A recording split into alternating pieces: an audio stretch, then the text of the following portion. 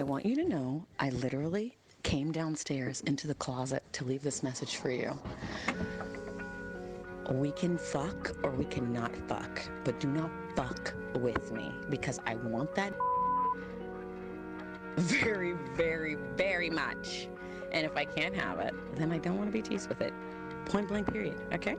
Just be a friend or don't be a friend, but don't make a premature decision out of your sense of responsibility and then fuck with me, because I can make my own responsible decisions. I don't need a babysitter. I announce these things so that you would respect my transparency, not so that you would cut me off at the legs. So either give it to me or don't, but don't fucking play. Play, play, play, play, play, play.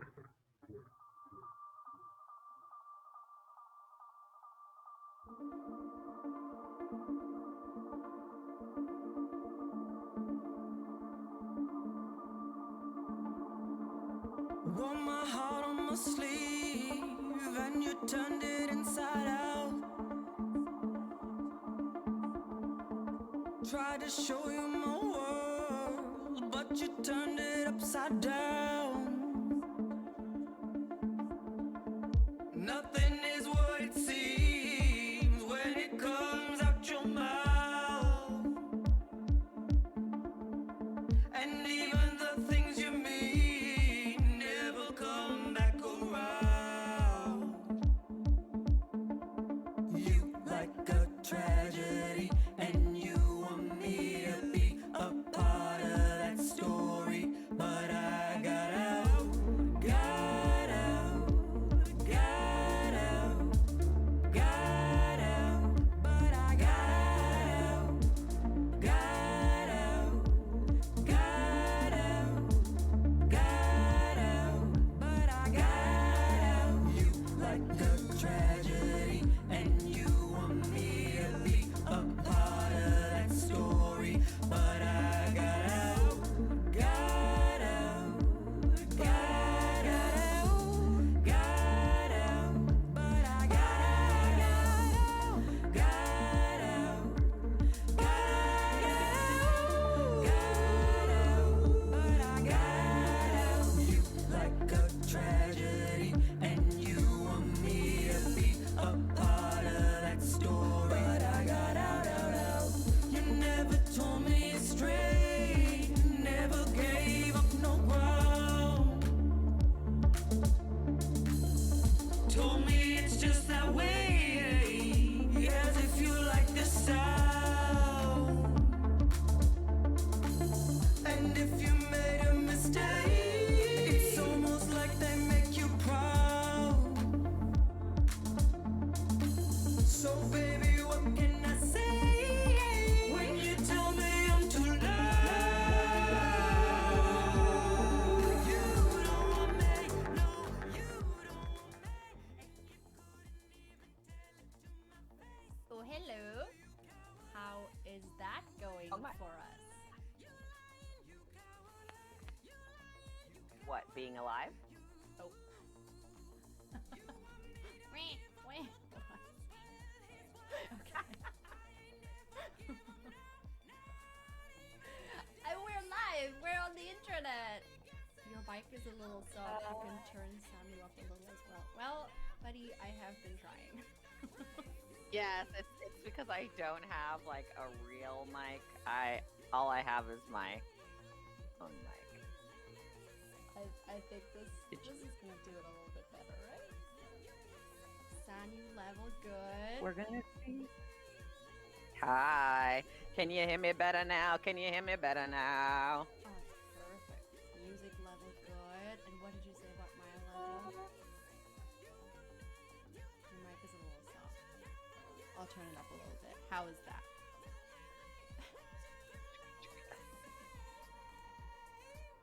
Welcome to Sunspace, the place where we figure things out while we're live. It's very DIY.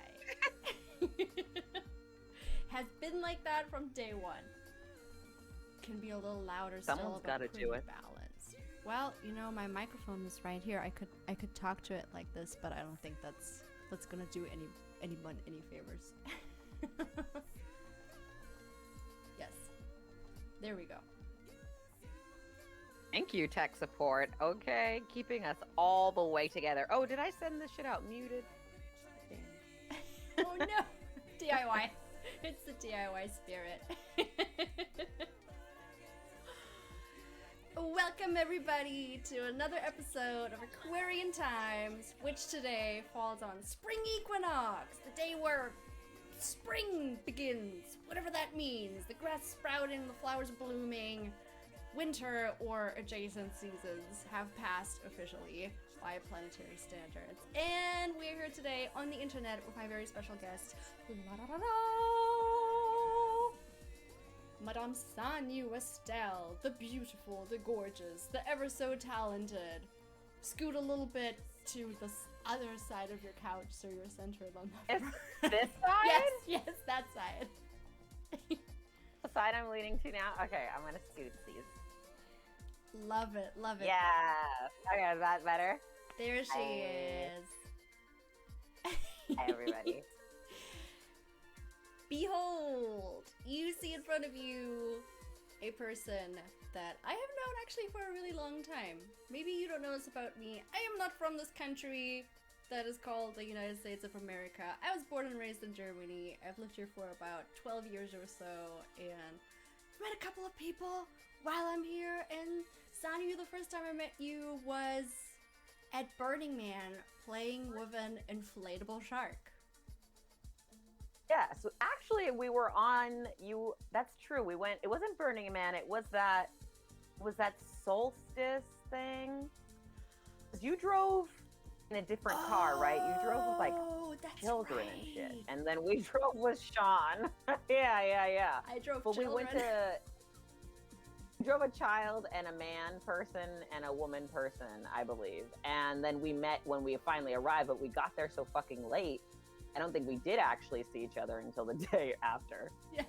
Because it was like the dead of night and it was windy. That was like a weird, but I'm glad we met. It was the dead of night. It was windy. I don't forget what this random naked hippie party was called, but there were a lot of thorns on the ground. We had to schlep all our gear to this like parking lot space. Because they were so organized, they didn't really have designated camping. But hey, we made the best of it. It was brambles. It was a mess. But we met in the mess. And here we are. And here we are now. And it's still messy, but beautiful. Aww. The beautiful mess. The beautiful mess, embrace It it. is. Called life. Welcome. Welcome. Enjoy. Enjoy the mess while you're here. It's your life.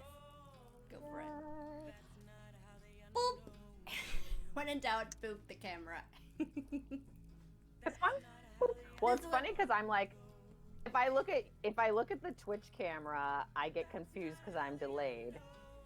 So I'm looking at myself, but I'm also watching the chat, so I'm not seeing you because if I look at you, I'll be like, wait, what is she saying? And I'll realize you already said it. Yes. We're multi-dimensional. Yes. So I'm like, You're talking to the Between 10-second past of me. you know? And that's true. Like, I'm literally talking to two pow-pows. Like, that's what's going on here. And you're talking to two Sanyus. So I have like it's a 3 four-way Sanyus chat. here. Yeah, I bet you do. I can only imagine what your setup looks like. You know It's what? on our mic experience alone. I'm going to take a screen grab and I'll send it to you just so you know what I'm dealing with. Please do. For someone born in Europe where they don't use the internet very much, you've come a long way.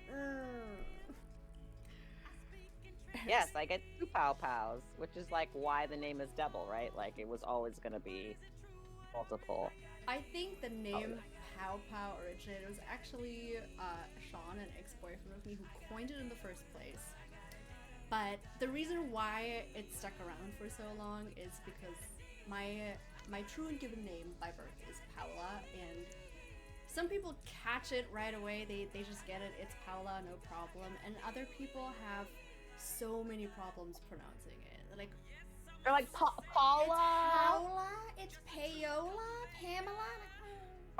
Paula. Paula. So this is where Pow Pow comes from, because it's just, you know what, just call me Pow Pow Pow. I don't care. That being said, we're not here to talk about me. We're here to talk about Sanyu. If you've been with us from the beginning of the stream, you got a chance to hear some of her wonderful music in the beginning, which is also currently playing live in the background. So, Sanyu, you recently, this year, or last year, recently, released your album, Good Grief. Talk to us a little bit about that. Yes, I released it on February 5th of this year. I was working on it all last year. My first single, The Crown Affair, was released on January 9th. Excuse me while I belch away from the camera. Thank you. Thank you. Oh my God, you're so kind. So, Good Grief is a tribute album for my father. My father passed away in January of last year.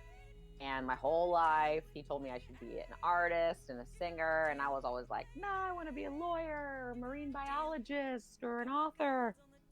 And then when he transitioned, all of a sudden I was hit with all the lyrics. I didn't know they were lyrics at first because I actually grew up in the spoken word slam poetry community here in Los Angeles, which is where I was born, bred, and buttered. Yes.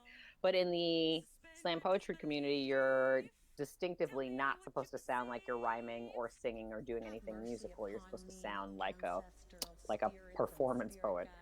So I grew up singing and I grew up writing, but I never grew up writing songs. And so I had really never had like a aptitude for it. I found I've done like a few things with friends here and there over the years, but this is the first time I ever wrote all the music, arranged all the music, sang all the music, and you know, only probably because my dad is in spirit and was co-writing and made it possible to. And then of course a quarantine and a pandemic that made it over a year inside, and me having so much energy, I just had to do something with it. So for that time, that became an album. That's amazing. I've been listening to it all day while I was working on the stream today, and I mean, I've seen you perform once, I think, also at Burning Man with, I'm not sure if it was a planned thing or it was just, all right. The 7-piece jazz ensemble. Yeah, I organized that. That was fun.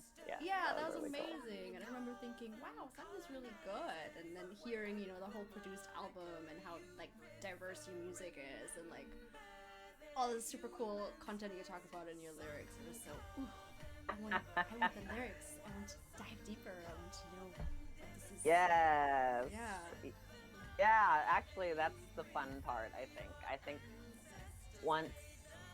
I don't know, some musicians obviously write their own music, and so maybe the song comes first. I don't produce my own tracks, but I know what I like when I hear it. And so some songs were easy and like I wrote them in one night. Other songs I wrote like the first part in the beginning of the year and the last part at the end of the year. But it came together, and it's true. It is a lot of different types of music because I don't know what my sound is. I haven't claimed a sound. I don't know if I have a sound. So I definitely chose an assortment of music. I'm kind of calling the genre like R&B pop. Okay. Like R&B pop or like neo R&B pop. It's just like kind of R&B-ish, but there's jazzy stuff in there, and then there's pop, and there's obviously like hip-hop elements too. I like it. And poetry elements, yeah, all the things. Genre defying from the start. Oh, I don't know what I want to do. I'm just going to defy the genre. Yes, true to my Pisces roots. Pisces. What are Pisces known for? I know this show has like a zodiac thing in the title, but I know so little. You know, nothing. No, it's just fine. Pisces is the 12th sign of the zodiac as we know it today, and it is the amalgamation of all the signs before it, because Aries is the first sign in the zodiac. And so we are fluid and mutable and artistic and poetic and diverse and romantic and dreamy, but also delusional. And we can be, there's obviously positive and negative qualities, but basically having every kind of song or like all these different kinds of styles is kind of an amalgamation of all my personalities.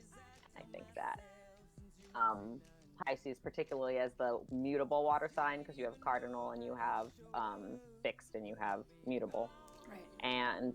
And so as the mutable water sign, I think that at our best we can go through all the emotions in like a minute or an hour. And I feel like in the album I go through all the emotions in an hour. And I take you along with me on the journey.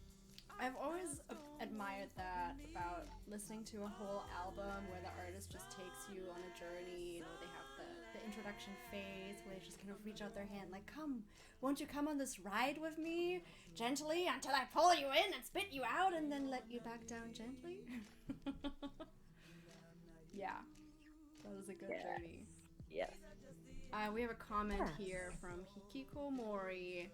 I know what sign I am, but I won't say it for fear of someone saying, oh no, I'm supposed to not get along with X sign. What do you have to say about that, Sanyu? Oh, there'll always be someone that you cannot get along with. I don't think it has much to do with signs. But that doesn't mean that there aren't themes in your life. I will say, like, in retrospect, like looking back and thinking about the people I knew and like all the birthdays I went to, I realized growing up I didn't really know any Aquariuses, ironically, and I didn't really know any like Tauruses, any Libras, and then as I got into my 20s, I met a bunch of all those signs, and now I know a gang of Aquariuses and a gang of Libras. But you doesn't mean that I get along with any of them in any kind of way. Just I love all my fluttering friends. you. I'm sure I have a friend of every sign. Let's say that. Nice. But someone who said that would probably be considered maybe like a combative sign. And a combative sign, there's like stereotypes about what signs are combative. Like intense. I think people would use the word intense, but people really like to use that word as if, it's not just a spectrum and everything has its intensity. Gotcha. It's not like some things have a super potent intensity, but everything has its intensity. Even boredom or the doldrums is intense, right? Because you're like so overwhelmed with fucking boredom. So, right. Just like a follow-up bilingual question, combative is derived from like combat fighting. Yes. Gotcha. Okay. Oh yes. I forgot you wanted some word nerdism, so let me pull up my little. This is the perfect moment to let you know about another amazing thing about Sanyu. She is a word witch. She goes deep into the etymology of words and looks where they came from, how they changed over time, how they're being misused, and what that means for us in everyday life. Sanyu, tell us about your word witching. Word witching. Well, I look up combat. Combative, because you just go to the root, right? If you go to combative, you can find out what "iv" means, but I'm not going to focus on that too much right now. So, combat, the verb, came into English in the 1560s from French, from Old French, from late Latin, from Latin.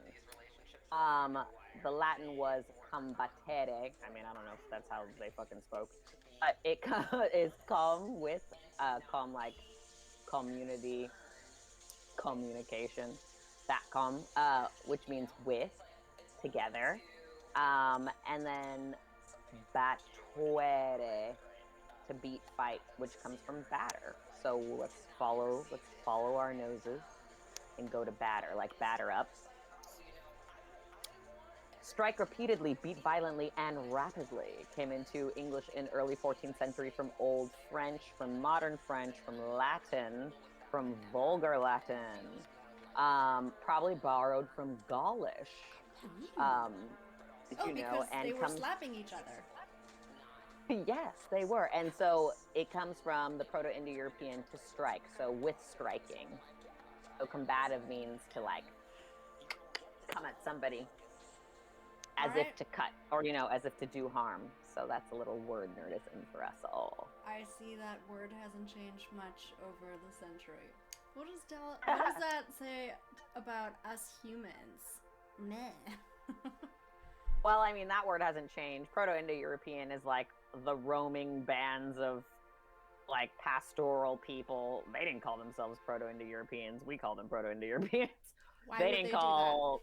They wouldn't call it. I don't even know how much language they had. They didn't even know they were on a continent. Maybe they thought the entire world was, unless they were by the coast, maybe they thought the entire world was land. They didn't have planes and trains or even wheels, depending on the era we're talking about.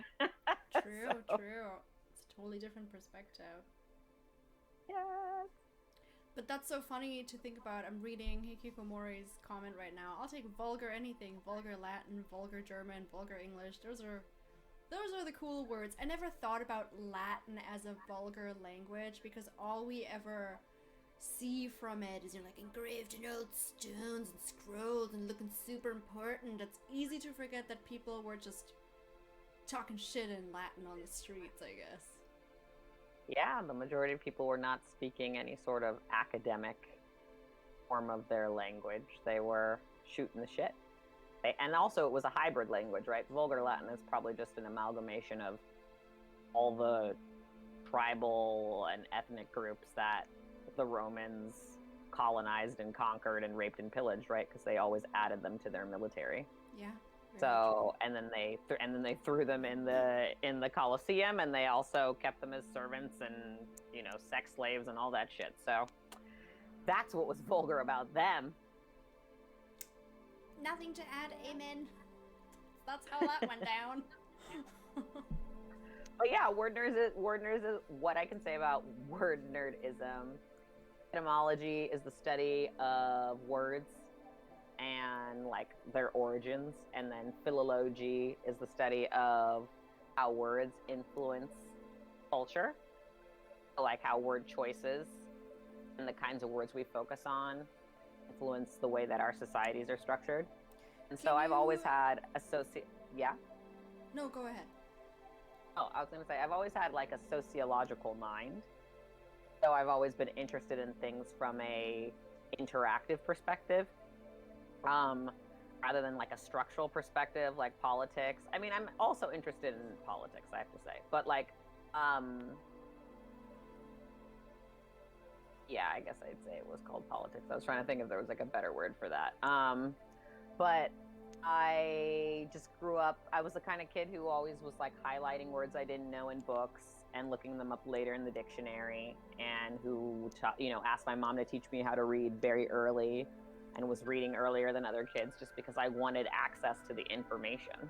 So I think that the fact that I always was interested in dictionaries, I didn't know that there was even a dictionary about the words in the dictionary until I was probably in my 20s. So I was like, oh shit, there's a dictionary for dictionaries? Like, I gotta get into that. If we had known each other as teenagers, we would have vibed on that so much. I had an etymology book on like German words. It's like, oh my fucking god. I just like went on a spree to being like a stupid teenager, just looked up the dumbest, raunchiest words. Like apparently the word fuck comes from like the old German word for scratching, which is like accurate but gross. From like, like a, I guess, I don't know, from like a male-female intercourse point of, sexual interaction. But yeah, that's super funny. Etymology. Well, there's fun things. Yes, it's super interesting, and humans always think that humans always think that everything is set in stone, like as if it wasn't built. And that's true of the things that humans don't respect, like the earth. But as far as like human society is concerned, I mean, language is made up. I always like to tell people that, like our ancestors were one, they had like group consciousness, right? More like birds or animals. They had that like group collective sort of psychism. So they could just communicate that way. But when they started to differentiate and make sounds, you know, like how long did it take for someone to be like, ground? I mean, that probably took like fucking 1,000 years all by itself, okay? Shit. So we're lucky to have a language. The fact that people take, right? Bird!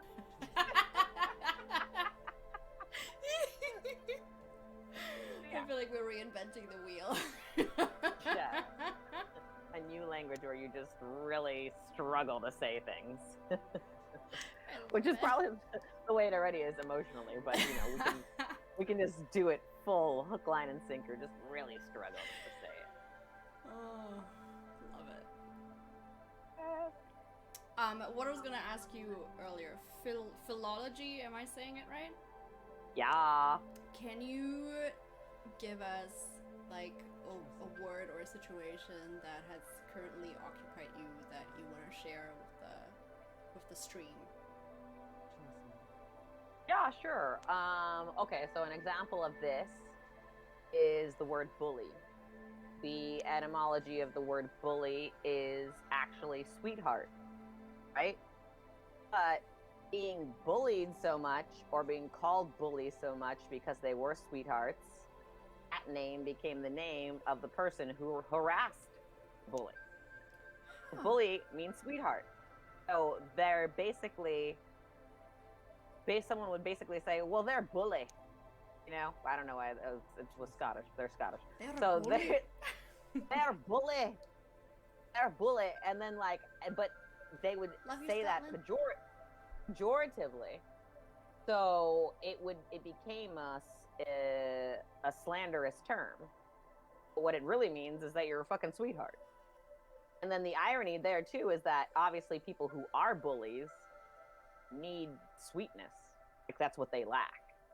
So that the actual etymology of the word has the medicine of what they themselves need. And the irony is that people think bullies are a negative thing, but if you get down to the bottom of the word, they're actually sweethearts. That is so interesting, especially since, you know, there's always this, like a lot of times you talk about bullies, you know, you talk about like, oh, it's just how they're trying to get your attention because they like you. Yeah, well, that they tell us that in patriarchy, which is maybe true, right? But the point is like the sweetness, like a sweetheart, it's just someone who is sweet, not someone who is acting sweet, and it's not someone who's being sweet in order to get something out of you. It's someone who just is sweet. So after a certain amount of time, well, one, those people started to be called nerds, dorks, but then their name. And okay, so another example of this, right? Another like interesting, and that's kind of like really deep philology, because technically, I think the popular branch of philology is more about how, if in like South African English, they have more words about like racial discrimination than they do in, I don't know, New Zealander English, for instance. Like, that's what they mean by philology. Like the fact that something about the way that they interacted with the language made them focus on that particular sort of socialization, whereas other people might have focused on like poetry, right? That's why we call the romantic languages romantic. It's not because they necessarily sounded better originally, like when you look back at the old languages, but that they were using them for philosophy and for poetry and for like research and science. And so you could do a lot more descriptively with the romantic languages, whereas like Old English and like Anglo-Saxon Germanic were more utilitarian languages.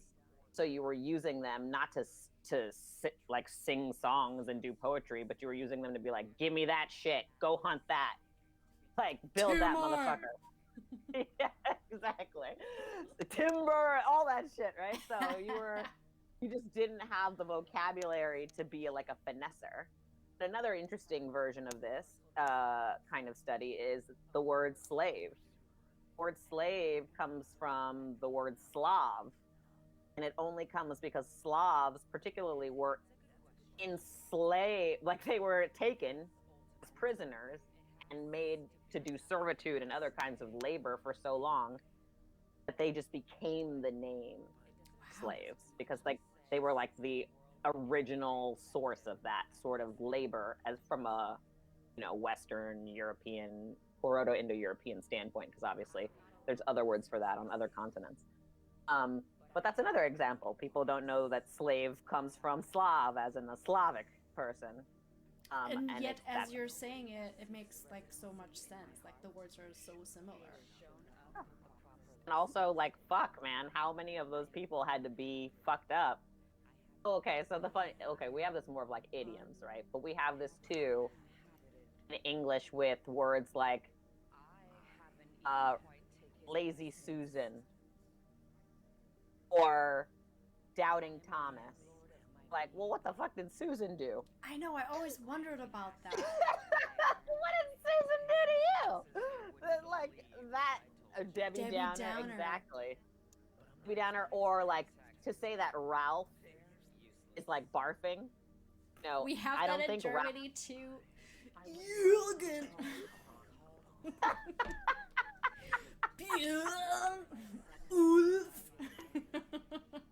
Yeah, I think maybe Ralph came out more phonetically, because maybe when you're like projectile vomiting, you feel like that name comes out. But I'm like, damn. But I'm like, damn, what did Susan do? What did Debbie do that was cemented in society? The Debbie thing, I only understand because Downer and Debbie both start with a D. I'm like, okay, not very imaginative, but oh, we got 2 D's, that's why it works. But lazy Susan, where? Why? Where's the connection? Yes, and then there's also Runaround Sue. So not only is she lazy, but she's a hoe, apparently. So you're like, damn. Sorry, Sue. I'm sorry, Sue and Susan. And we have, that's true, we have Karens now. With you, girl. Oh yeah, and Karen exactly. happened. Well, so exactly. But that actually is real live philology in action. Like that's how it works. Why does our culture choose a name to embody a stereotype? That's American English culture. Do they do that in England? Do they do that in Canada? Do they do that in Australia? Maybe not to the degree that we do. We definitely do that with people. So like that's a cultural particularity of our Anglophone, social society. So that's kind of, that's a lot about ordinarism, but that's why it's so interesting. It's like everything that we take for granted is like, of all the things humans take for granted, other than like breathing and water, there is language, right? This assumption that it's like when they say internet natives, right? We're language fucking natives. There were centuries and thousands of years of our ancestors who were not language natives and who were not multilingual language natives, and who didn't even know that there were multiple cultures on the earth from which to have multiple languages. So we take for granted that we have these huge vocabularies, but these vocabularies were built opinion by opinion, person by person, struggle by struggle. And I find that is as interesting as politics, because it's the politics you take for granted. It's the same way that people can be like, I'm pro-life, and think they all mean the same shit, and they don't mean the same shit.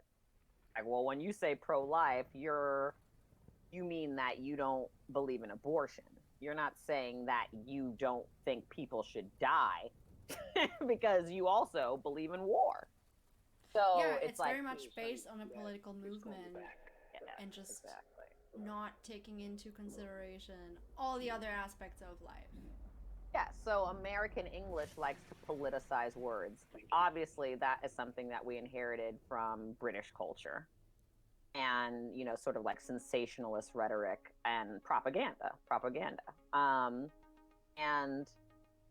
that's kind of an interesting thing about English. I would love to learn other languages. Right now I'm learning ASL, American Sign Language, which is an amazing language and very funny and has its own humor and all these things, but it's obviously not is not connected to the etymology of English in the same way. It's like literally like another language, even though it's a translation of English. But I would love to learn other languages so that I can start to learn etymology in from other continental references, right? Because Proto-Indo-European basically covers what we would call Eurasia. Right.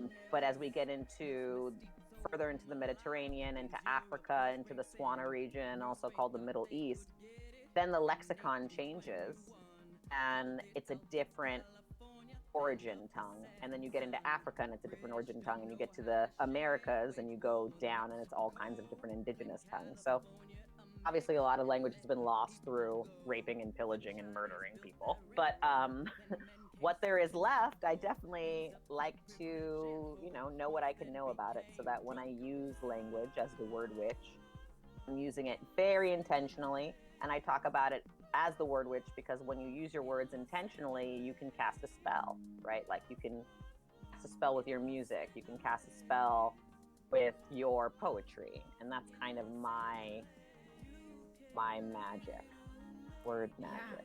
Yeah, that's very true. Like, it's almost like with the accuracy of your words, you can really hone in on like the feeling that you're trying to like connect with someone. I would imagine, I have never written any lyrics, but I always, when I hear lyrics or I read poetry that just really like strikes me in a profound way, it's always something that it just feels accurate to read it, There's no like sidelining, it's going straight to the heart or wherever it's hitting me. Yeah, it's a very direct and distilled version of communication. I think that's why it's been so long lasting, right? Like music's been around a long time too, but even before we could write, we had people who would recite these kinds of things to us. So we always wanted to hear things that were like prettier or good to us. It's interesting what you said about different languages. I know German fluent and I know English fluent, and I've studied French for quite some time, and I've had a year of Russian, which was super interesting, very hard, and totally fucked up my school schedule. But sounds cool. It was super cool. I still can read the Cyrillic alphabet a little bit, and I can pronounce some words and pick up on some things, but it's always interesting how when you dive into a language, you can always kind of like fall back on like the I don't know if that's what I call it, like the root language, with like German, English, Spanish, Italian, yada yada. I always find like the Latin root, and even though I have no idea how the language works grammar wise, just picking up on a couple Latin words and even like German English words that are similar, I kind of pick up on the meaning, what's going on, which is really cool. And it's interesting how noticing how languages are tied to like the land where they're from. People who have been living there for countless generations, just associating themselves with their own environment. It's super interesting. Absolutely. And it definitely is land tied, right? Because the references of the language are tied to that land, right? Like I was even thinking about this with a friend of mine who's remixing the 6th song on my album, The Crown Affair. They were saying, I thought in the chorus you say, ain't no president. And I actually say, ain't no precedent. Like, I'm not going to sing precedent, right? So I sing, I'm not going to sing it, but like, ain't no precedent. I sing it. But basically, I chose that though, knowing it would sound like president and not choosing that word because I was kind of like, president is such a young word. So specific to a very short era of human history. And in 70 years from now, 700 years from now, there's no guarantee that like that word will even be in the lexicon. So I was like, I would rather use precedent in my music because it's more timeless. And it means that, doesn't date my music, it doesn't age my music in the same way. So I chose it specifically because I was like, we're not always going to have presidents. Like, this is going to be a very short-lived thing. This is specifically like a basically like a 200-year-old concept at best. True. And that's reaching, because really it was like the assassination of Franz Ferdinand created, like, got rid of one monarchy, and then we, you know, your people, the Prussians, who became and separated all that, you know. So it's interesting to think about land ties to language, and also like, how would we call it? Maybe like urban design. I don't know why they call it urban design, but like our relationship to space in a social capacity too. Which is, yeah, because like the way that, you know, how you're going to build by water, and how you're going to build in a forest, and how you're going to build by a volcano, and how you're going to build on a mountain is all very different. Then you're going to understand life through that environment. And then when you move away and that those words are no longer useful, right? It's like being a third generation farmer who doesn't farm. Like, you had all these words, you had all this knowledge for 3 generations, but now you don't need it. So like, where does it go? Yeah, what are you gonna do with it? It just dissipates, or write it down, or it goes into the zeitgeist. And that's why there's so much angst in the language community when indigenous cultures die off, because they die off with an entire lexicon of understanding that is so specific to any particular culture. And now we don't have that insight, right? So that's why it's a tragedy when any language dies, because those unique perspectives can offer more richness, more poetry, more artistry, more like enjoyment to life. It's like an entire branch of humanity just falls off irreplaceably. Absolutely. And does intergenerational living affect language? Yeah, absolutely. Like, I didn't grow up around my grandparents. And if I had, I would speak their language, because they wouldn't be speaking mine necessarily. But because my parents moved from their home countries, I had to fly to see my grandparents, and only one of my grandparents was alive when I was old enough to know. So I lost an entire generation of knowledge, you know, and that happens most often in war. You might lose an entire generation of elders or youth, and you lose culture. Yeah, or both, and you lose the culture. We used to say, "Let me aim you," and an AOL Instant Messenger has been dead for years. Yeah, and now we say DM, right? I'll direct message you, and that might be like irrelevant when they're like, "Oh, I'll hollow you," you know, when they have holographic shit that pops up in your house. "Oh, I'll send you a hollow," you know. So the language continues to change. Hello, hello. Yes, hello. We are creating the language now for the future. And then, I love it. And then what's funny about that, it gets even more inception-y. This is the multidimensionality, because then you have movies that project ideas into the future, right? Like Back to the Future is a movie, was an idea about, like, not even now, but like before now. Not 2021, but before 2021. We still can time travel. Yes, and we still can't time travel, and all the language that they made up from our future, or when you see like it's the one with Harrison Ford where he's in the future, and it's based on, do robots dream of android sheep? I feel like I want to watch that movie. Yes, you would. Android You maybe sheep? already have. It's based on the book, Do Robots Dream of Android Sheep? But that's not the name of the movie. And right now the name of the movie is Blade Runner. Blade Runner. Oh, I mean, Thank you. Hey, same time. I knew that's Yes. what we're talking about. Yeah. Yes, but in Blade Runner, right, they're showing you, like right now I'm watching The Expanse that takes place in 2340. So they're predicting language of the future. Now in 2340, when they watch The Expanse, is that going to seem like archaic and funny because they're not saying shit like that? Probably. It's also funny because we're trying to create language. We're trying to predict the future. And we're trying to create structure for that. Buildings, businesses, families, people, language. And, whatever, I've been nerding about this for like 45 minutes, but I find language very interesting, obviously. Go ahead. I'm what's the word? Raptured, ravished, All of them. focused, interested. Yes. I used to read a lot of sci-fi novels, and the one thing that I always found astounding was the gift that keeps on giving with sci-fi novels, especially when they're a little, well, with both dated sci-fi novels and current sci-fi novels. You read them and you might find yourself thinking like, oh, that's like bullshit. Let a couple years pass and reread and see how much has actually realized itself.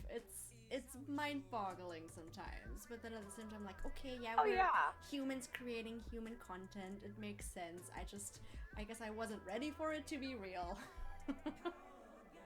Yeah, no, I absolutely agree with that. For instance, I just rewatched, in fact, over quarantine, I have specifically been watching science fiction, post-apocalyptic films, and I've been watching old, early 2000s, late 1990s tech films. And it's fascinating. I rewatched The Net with Sandra Bullock. I rewatched Enemy of the State with Will Smith. And as ridiculous as the technology looks now, because it's so dated, everything they're talking about has come to pass. Everything they said that they would do with the internet and the net, and everything they said they would do with surveillance in Enemy of the State is already well underway. We do it to ourselves with our own phones. And so when you rewatch that, I'm kind of like, this aged well, because even though the technology looks ridiculous because the phone looks like a shoebox, everything it's got they're a saying whole that lot it of can internet do. in here. Boop, beep, boop, Yeah, beep. exactly. Or when they're like zooming in with their technology of the time, and you're like, oh my god, this is so bad. But the plot is accurate because they predicted accurately our sociology. They predicted accurately our psychology. They knew what the government would do, and they portrayed that honestly. Now, where do we not portray things very well? We don't know we know how people would act in apocalypse, but how it would actually feel, we exaggerate that with movies like 2012 and like these ridiculous movies.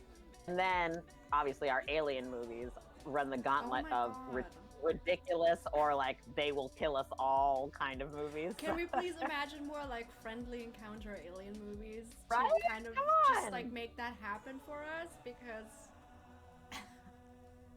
I don't want the other options. I'm saying, like, can we just get along with the aliens? I'm into the Arrival version of Aliens than I am into the Independence Day version of Aliens. Okay, those aliens can stay the fuck away. There's a comment Mars in Attacks was good. It was so good. There's a comment in the chat. Will we see movies start off every apocalypse with a run on toilet paper? Not yet. Unfortunately, they haven't been realistic enough to be honest about that just yet. Yeah, humans can never let go of toilet paper, I guess, or at least. You want to wipe your ass with leave? You want to wipe your ass with leaves? I remember at the beginning of the pandemic, I was watching this video online. I think it was some man in, I think it was a Venezuelan talk show, or I don't remember the country, but something from South America. And he was recounting how he was watching on television, how the Germans at the beginning of the pandemic are running into the supermarkets and frantically stocking up on toilet paper, and he was just crying tears of laughter, thinking about how him and his family went out and got chips and salsa and beer, make sure they have a good time, and the Germans just want to make sure they got a clean butthole. Just crying tears of laughter. It was a good reality check, yeah.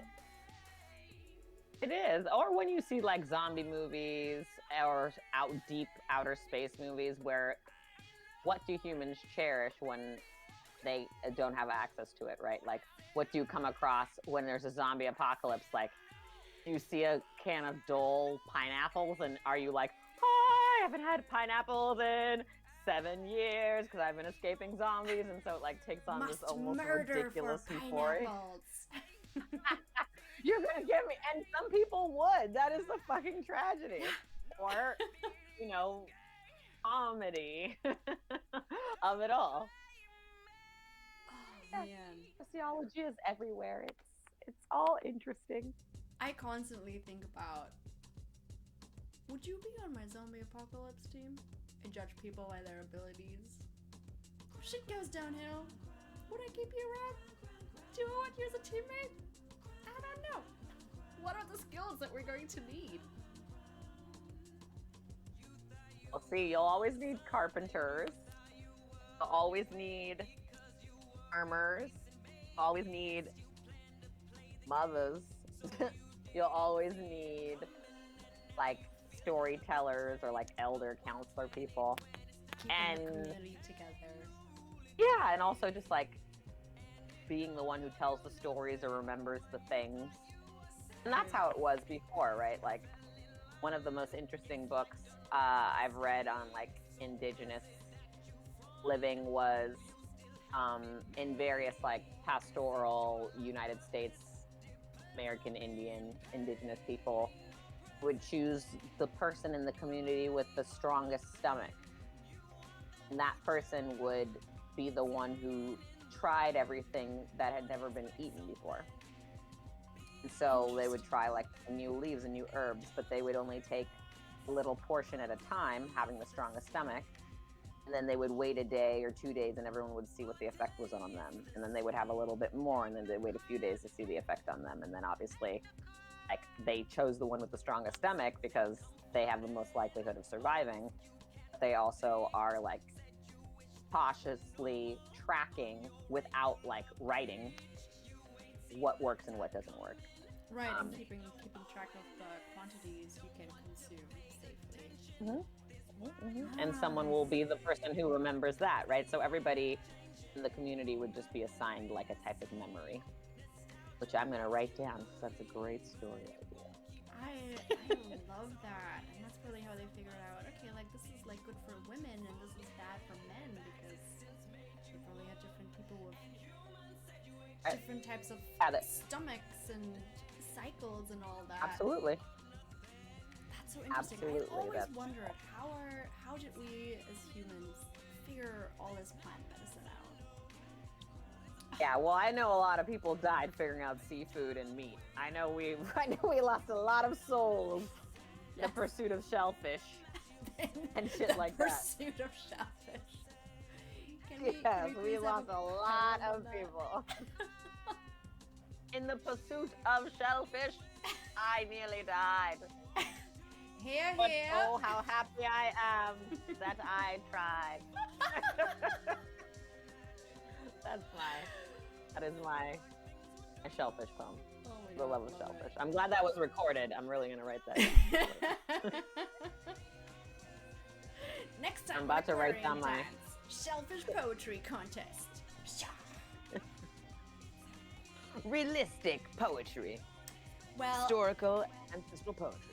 Yeah. let's move on to our next segment of the show.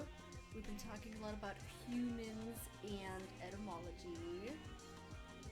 But one more amazing aspect of Miss Sanyu. She's a tarot reader. Yeah, she is. Love. I'm just. So I have my Important little shellfish. map. Yes. No, I'm putting a story where every person in the community is assigned a certain different type of memory. That could be a television show. So last but not least, I guess this deck volunteered because it just broke open the box. I want you to know, nice. I literally. We came will be downstairs using into the deck closet to of leave this message character for you. by the homie. I just gotta see how I say her last name because I always mess it up. But do not fuck Anna with me, Wojnarowski. because I want that Where's my camera? very, very, very much. Aw, it's a And if I Cyclops can't have it, then I buddy. don't want to be teased with it. It is. It's an oracle deck, which just means it's not the traditional 78 cards in the tarot. And I don't know um, anything about tarot. Can you give me like a quick rundown of what's going on in that world? Oh, tarot is just like traditionally so that you would respect A my system of transparency, divination not that so that you would is, cut I me think off it's 78 along the cards. way. I should So know because either I have give it to several me tarot now, decks, but but don't they don't have any information on them. But I'm pretty sure it's a 78 card divination system. And it's broken into 4 suits and 5 suits, 4 elements, and 1 major arcana suit. The elements are wind. I mean, not like a put on your body suit, obviously. No, like suits, card suits, like even in playing cards, like you have diamonds, you have hearts, you have spades, and you have clubs. So in tarot, you have swords, pentacles, cups, and wands. And then you have the major arcana, which is more like the esoteric, spiritual, higher purpose. So you have 5 elements. You have air, water, wind, fire, and then you have what I call ether. Some people, spirit ether, same thing. And so, what are we talking about again? Tarot as a whole. Oh yeah, thank you. That You're always welcome. happens. So this deck is called a deck of character. It's broken into tools, faces, and characters. And so that's like the sort of difference, right? An oracle deck can be 10 cards, it can be 125 cards, it can be 500 cards. A tarot deck is always going to be the standard 78. And then oracle decks don't have to be split into categories, but the deck of character just happens to be split into places, tools, and characters. So what I usually like to do is shuffle until I find 1 card from each suit, we'll call it. S-U-I-T, suit. Wait. Yeah, it's spelled the same way. That's why English is confusing, though, right? Shit. The suit of the cards and the suit on your skin is spelled the same way. So let's see. Then, I think we have our 3, but let me check. Do we need to ask like a question, or is this just like a... Could have. Instead, I just decided to pull cards. There you go. So maybe I'll answer your question without you asking. We'll see Perfect. if I have that skill. No question formulated in my mind. Actually, my question was, should I ask a question or should the chat ask a question? Oh, chat can ask a question. Of course they can ask a question. Chat, if you have questions to the deck, post them now. Or be silent forever. Post your question. Okay, so but basically, like, what happens? You have a question, and then you pull a couple of cards. Yeah. You don't even need to have a question in divination. Okay. You can just pull cards and figure out what they're telling you, what the information of the day is. For instance, I pulled Farmer, which we were just talking about. That's our character card. And our tool card is Gold Coin. Okay. Our tool card. And our place card, one of my faves and one of the most common ones I find. Nice. Yes. And so what you can say about that, literally just got done in the garden. So yes, we have a synchronicity. But also, I think of the circus as the invention of humanity, right? I think of the circus as Earth. It is a show. It is for your entertainment. Most people are performing, right? Most people are not being. They're showing up as a character in a role. And they're doing it for the spectacle, for the people who are watching them.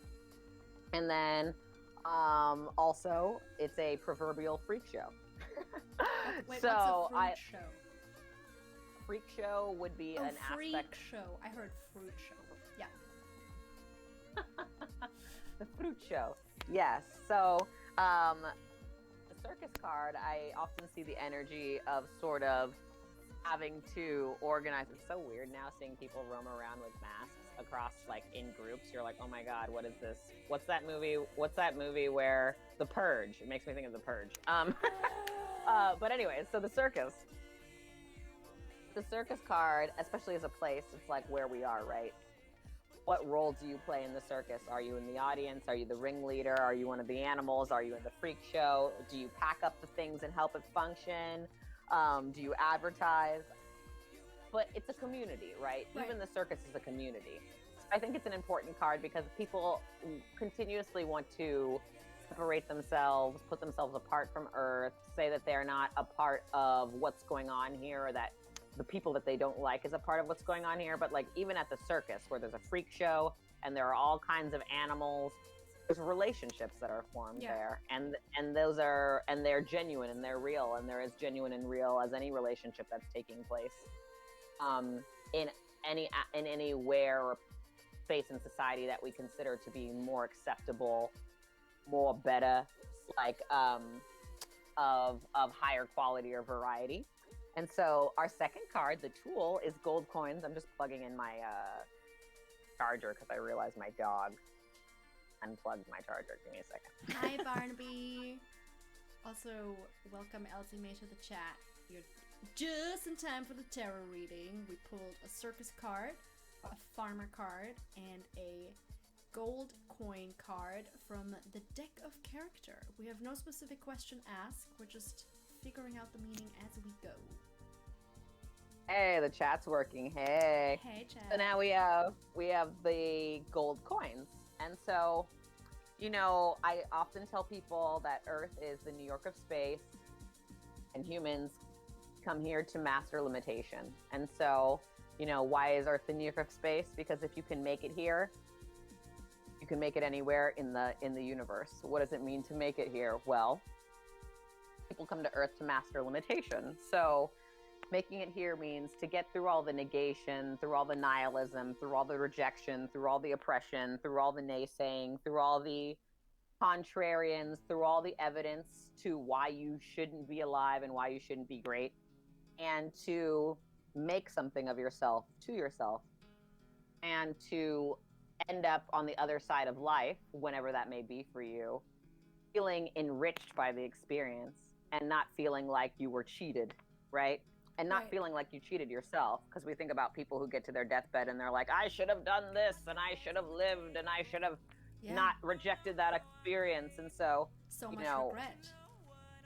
So much regret. And then you can't take it with you, right? Like you can't take the body with you. You can't take the experience with you. So you have to invest while you're here.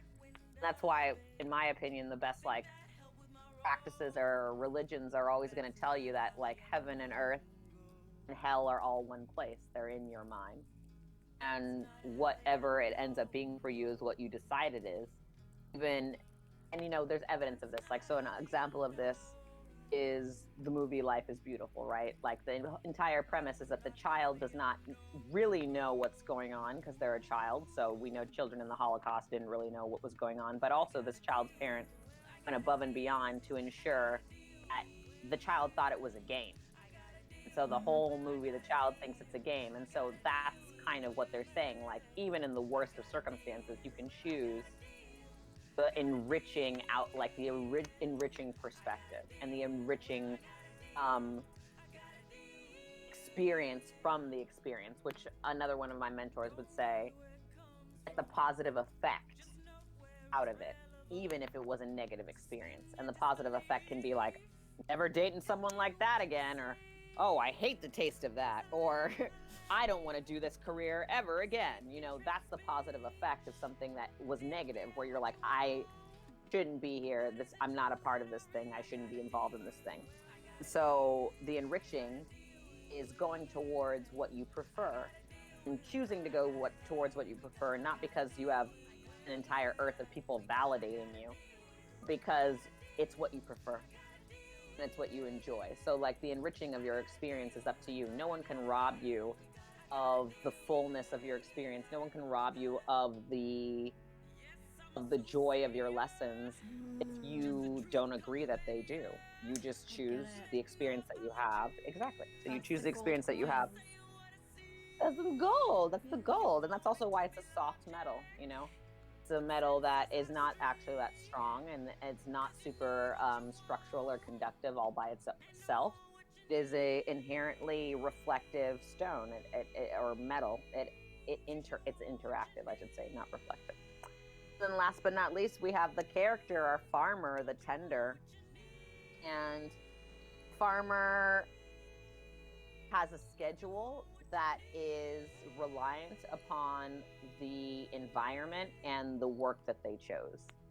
So I also think the farmer is really important for us in this time of quarantine and COVID because, in the beginning of 2020, the rat race stopped. The way that I like to describe it to people is as if the rat race was actually a train and we are all on this train. Can you go into what you mean by the rat race? Just to the rat race. Yes.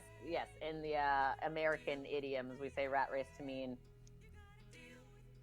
that you're always going after the cheese.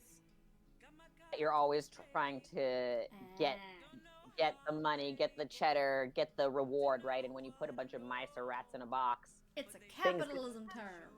Yes, and things can become very brutal when you put a bunch of mice or rats in a box if they're being starved or something because they all want the cheese. And so that's what we refer to as the 9-to-5 capitalism, making money, like succeeding in this world. And so I like to explain to people that the rat race is like a train. It's a train that never stops, according to everybody. Like no one's ever known it to stop. Maybe you can get off on certain positions, but like the train never comes to a full stop. And in the beginning of 2020, it did come to a full stop. And that sort of shifted the multiple realities where everybody who was signed up for a particular kind of job or a particular kind of life realized that not only did it not have to be that way, but sometimes it just could not be that way anymore. And so I think of the farmer as a really good character card because even though we think of the farmer rising with the sun, it's because, one, farmers didn't have artificial light back in the day, so they had to rise with the fucking sun if they were going to get the work done because they needed light. Okay, but then they figured out how to, make fire and keep it in a way that doesn't burn your shit down to the ground. And they also learned electricity. And so the farmer gets to expand.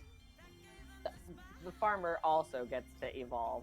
Why I like it as an example is because we all should work like that. We should all allow our schedules and our labor, our practices to be contingent on the kind of work that we do. Whether that's farming, whether that's, I'm a reader. I tend to do a lot of my best work in the afternoon and in the evening. And I like doing my own personal reading work really late in the evening around like 12 a.m. because it's quiet. And it's quiet energetically. And it's quiet so that people are not like chattering in the house and all these things. So my schedule is more of a nocturnal schedule. I don't force myself to do readings in the morning just because people are morning people. I don't force myself to do things I don't want to do. It doesn't make sense for my line of work. So the practices that I have and the way that I get up every day is contingent upon the kind of life that I lead. I don't get up for a life I don't want to lead, basically. Yeah. Not anymore. And just to interrupt really quick, I think that's one of the things that I cherish the most about you, just how like easy your boundaries are to perceive with me. It makes it like easier for me to figure out like, okay, this is how Sanyu communicates, this is how Sanyu operates. It makes it easier for me to just like fall into that place of like, okay, this is the place that I function in with Sanyu. And I think that's super helpful. And actually that makes a lot, it's beautiful that you say that, right? Because the best way to align with your purpose is to become more of yourself. And that's actually what attracts everything to you because it distinguishes you. Right? If I'm conforming, if I'm trying to be what I think your idea of someone great is, then I am busy, 1, projecting, 2, assuming, and 3, not doing my job. My job as assigned by existence was to be myself. That's the only job existence gave us. All the shit that humans made up, taxes, the rat race, whatever, that's just shit we deal with. That's the shit we deal with because we're in this circus called Earth. But like, existence gave you yourself, and that is your job. So the more that you actually hold space for that, the more that you don't have to maneuver. Like the more space of your own that you actually take up, the less work you have to do. And I think that because we're raised in such a negative, nihilistic and negatively associating society, we imagine that we are saving ourselves from emotional labor, psychic labor, physical labor by attempting to predict the outcome of everything. And that's why you would pretend to be somebody else, right? Because you would assume you're like, I'm going to make a strategic move. I'm going to be more like who I think they like so that they like me. And so you're always trying to plan for something that is really very random. But because so many of us have been planning, we create this social conditioning. And the social conditioning becomes the ideas about what's an appropriate person or what's a good societal being. And it becomes a bunch of people telling each other how to live and nobody being happy. Yeah. Doesn't really work out too well. In fact, I was looking for something I wrote the other day. I wrote this message to myself on 12/21/20, and I was practicing this exercise about core beliefs. And I said, core belief is that all, or the all, is greater than can be perceived from any one realm. That is why we must commit to where we are. Inward is the way to all connection. Doing what is necessitated is the most attractive catalyst of all things, right? So sometimes we think, oh, that makes money, or that attracts people, or that gets you people who like you or think you're popular. And so you go away from yourself, try and attract something. It's like you turn the magnet around to the repulsive side and you go chasing something. That's right? You so go chasing it. true. And then it goes away from you. Whereas if you just did what was necessary, you were yourself, you would attract everything you ultimately wanted. Maybe not on the fucking timeline that you want, because capitalism makes us want everything Instantly. to be exactly. But you will get it in the right timing. One of my mentors says right timing is not a moment before, but also not a moment later. You need it. Yeah. So and we're always like, it's- I want it early, but what if it just didn't come late? What if you just came on time? It's interesting that you're saying that. I've recently had something happen to me that I don't want to get like too detailed about it, but basically I had like an intense wish as a teenager that was related to my like parental situation at the time that only recently had fulfilled itself for a very short amount of time and was not desired at all, but also at the same time had like a really like strong and intense learning curve for me as a person that ultimately helped me overcome like a lot of other issues that I was struggling with for a long time. So it's almost like you put this energy out there and just like see what comes back at you, and it's never going to be the way that you or that from my experience that I assumed it would. And just kind of holding that space to be ready for it, get slapped in the face, just roll with it and see what comes back and grow with it. Yeah. And try to not be an oftentimes that's how asshole while you're dealing with that. You'll come out of that, right? That's a necessary journey, right? You do have to take your journey into the underworld and realize what it's worth to you, right? Because something I've been emphasizing in my work recently, especially about telling people to not be so enamored of binary culture, because we've been steeped and saturated in this binary culture, is oh, it just went out of my mind. What do you mean by binary culture? Binary culture, this good, that bad, this man, this woman, Gotcha, right. this up, this down. Whereas it's like, it's Yeah. a matter of perspective, motherfucker. Like, Yeah. yeah, if you're skydiving, down is up because you can't live in space, bitch, so you better get back to Earth. You know, like, it's all relative Yeah. in that sense. But I like what you're saying about you do have to, I mean, we come here to learn the experience of limitation. We do come here for the negation that Earth provides because it's unique. And in all of infinite space-time, this planet and all the dimensions of it decided to have a concentration in negativity. And negativity, like, I think of as electrons. Neutrality, I think of as neutrons. And positivity, I think of as protons. I think of them as literally in their alchemical state. I accept When I say it. negative, nothing. yes. Yeah, so when I say negative, I mean not bad, but like Gotcha. I know what. Yeah. like it compartmentalizes, it extracts, it deconstructs, it destroys, it decays, it's separative. But the other thing I was saying in that same message, where it was like doing what is necessitated is the most attractive catalyst of all things, I also said doing as you are and would be, and leaving others free to do the same is the only way to stabilization. Because all things change in an infinite universe, and the only thing that gives them any equilibrium is the constancy of your character, right? So it's like, if you're in an infinite universe and everything changes, what would be the constancy? Like, what would actually be the foundational matter that you could build upon? And it would be, well, I call it character, but let's say your structural foundation, right? You're like, your foundational beliefs, your foundational character. And so the stability is in the same way that, oh, this is a good description. When you get a puzzle, there's no repeat pieces in that box. Every piece has its place. And even if every piece wants to be the corner, it would be useless, because then you just have a stack of corner pieces and you'd never make the picture. So like, that's existence. We're all our own puzzle piece. Because of our social conditioning, everybody's trying to be the corner puzzle piece or the center puzzle piece. We need the one on the bottom left and the one on the bottom right and the one right above and the small one to the right, upper right. Yeah.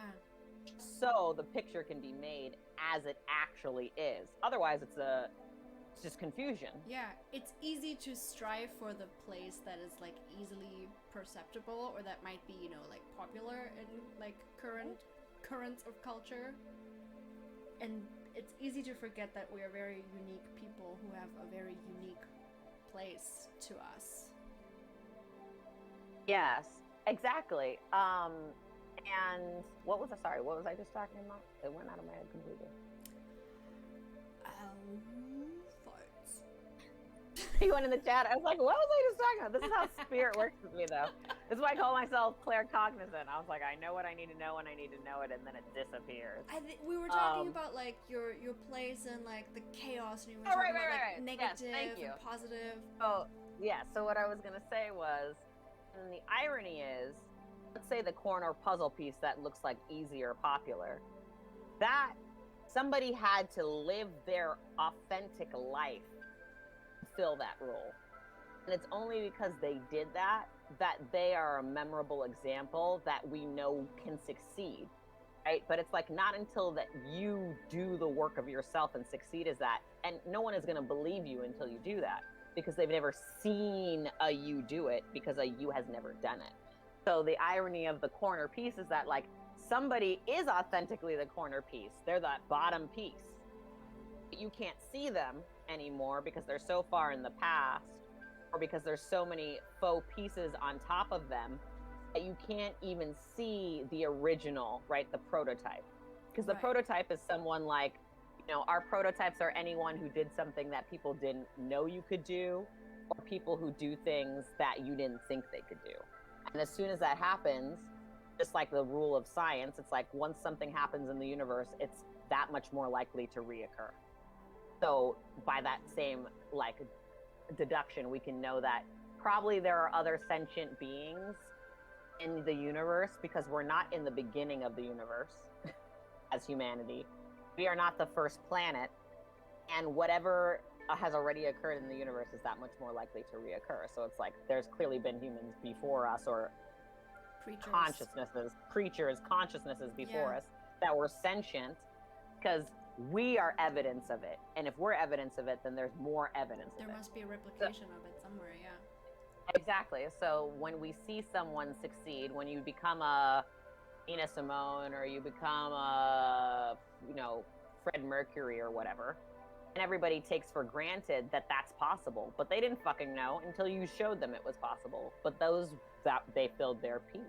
They did their jobs. They get to learn, like, join the canon of humans who came here to do what they came to do. The rest of us may be giving us ourselves stories in the rat race about why we can't do that for ourselves, or why we're not the type of human who gets to do that. And that's just a narrative that you make up in your head, right? Like, the only person stopping you is yourself from being yourself. You're the one who's saying and agreeing with the people who wouldn't let you be that way, right? Because that's another thing. When I say, it doesn't mean that people aren't negative and people don't give us and influence us in negative ways, but you have to agree with them shit to matter. Like, if somebody calls you a cocker spaniel on the street, but you don't speak that language and you don't know what the fuck that means, you just walk past them. It doesn't mean shit to you. Okay. You're like, I don't know what a cocker spaniel is, bro. That sounds weird. Bye. but when you know what that is, you're like, what the fuck did you just say to me? I'm gonna fuck you up. Excuse me. Exactly. So there's all those elements, and like, if it's always changing, what is the constant? Oh, perfect question. I asked this question one time, and I almost passed out from like spiritual guidance I was getting. I was like, if all. Oh my God, I was like, if all time exists at once, and I have, and then, okay, let me roll that back. I was like, I'll say that again. If all time exists at once, and what I consider the linear past, the linear present, and the linear future is just different dimensions of space and time, and therefore I have no history.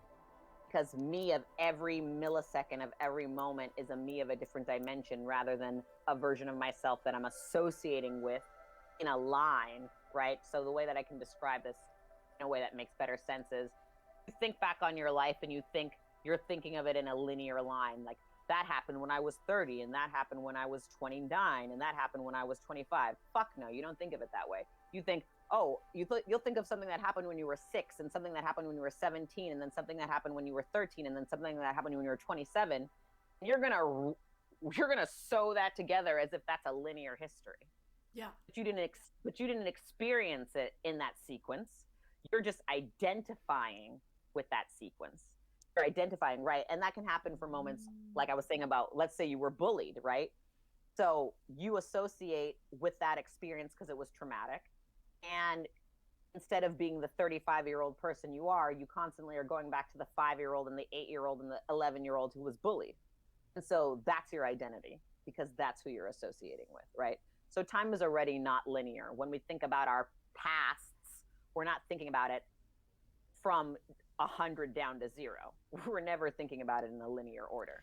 So when I say that, it's almost like there's a difference between like the age that our body experiences versus the age that we as your consciousness that your soul, consciousness, whatever it is that makes our body run experiences. Yes. Yep. And then there's a whole like interesting I call it quantum energetics theory to that. You can expand that now and they like, okay, well, if I'm 35 but I'm identifying from my 5-year-old, then 27-year-old, then 13-year-old, then 17-year-old, then 3-year-old, then 29-year-old self. And that must mean that what I think of as the linear future and the linear past and the linear present are just moments in time that I'm sewing together to create a story and a narrative of my life. Like, that's number one. When you're like, what's the constant? The constant is your perspective. The constant is you're choosing your perspective in every moment. The constant is you having an identity that you get to choose in every moment. But on the other hand, I was like, okay, well, if I have no history, then how do I identify? How do I have a structure? And the structure doesn't go from past to past to past to past to past. That's how we think of structure. Like, my life is built above my past. In fact, it goes present to present to present to present to present. So instead of thinking of my identity as all the things I have done, I think of my identity as all the things I do now, me now. And so Sanyu of 5 years ago and Sanyu of now, Sanyu of 10 years ago are all different Sanyus. And each of them gets to have their own lived experience. The me of the moment is the version of me that I identify with most. And so the constant is my choice. Constant is my choice making and my ability to choose for myself. The constant isn't that I have made choices. And the constant isn't that I can make choices. The constant is that I am making choices. So that's how you find your equilibrium in an unpredictable universe, because everyone is doing that. But if everyone is truly making their choices, we're in perfect alignment. Yeah. So when we're trying to make other people's choices or other choices made for us, that shit gets fucked up. I want to throw in a comment here. Time and memory gets so wonky. For people who struggle with making that choice of choosing their most present self. A couple of years ago, I had the most interesting fever dream. Every couple of years, I get like a cold, and then I get a fever dream with it. And a couple of years ago, I had a fever dream in which this like dream entity was visiting me and was like pointing at all this luggage that was just sitting next to me, and was saying, "Look at this! Look at this emotional baggage. Do you still need that?"